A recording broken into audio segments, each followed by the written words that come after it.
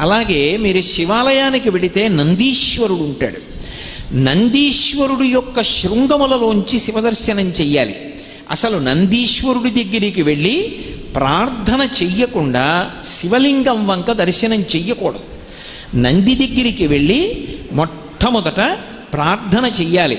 ఏమని అంటే, నందీశ్వర నమస్తుభ్యం సాంబానంద ప్రదాయక మహాదేవస్య సేవార్థం ఆజ్ఞాం దాతుమర్హసి అని అడగాలి. అనుజ్ఞాం దాతుమర్హసి.